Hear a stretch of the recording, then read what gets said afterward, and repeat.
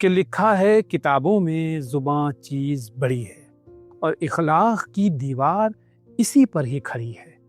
اگر ہے جو یہ قابو میں تو قدموں میں جہاں ہے، ورنہ کوئی راحت نہ یہاں ہے نہ وہاں ہے.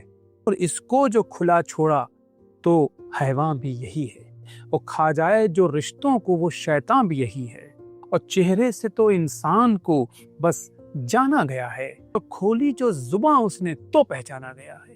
اور الفاظ ہیں جیسے کہ گلو خار چمن میں، اوروں کی امانت ہے یہ انسان کے دہن میں. اور کاٹے جو زباں اور کوئی توڑ نہیں ہے، یہ زخم جہاں سے ملا مرہم بھی وہی ہے. کافی ہے یہی بات کہ وہ نیک نہیں ہے، چہرے بھی دو ہیں اس کے اور زباں ایک نہیں ہے. اور صدقہ زباں کا ہے کہ نصیحت کسی کو دیں، لیکن جسے ہو آپ سے حاجت اسی کو دیں. اور لفظوں کا اثاثہ ہے تو انسان دھنی ہے، اور حکمت سے شرابور ہے گر کم سخنی ہے.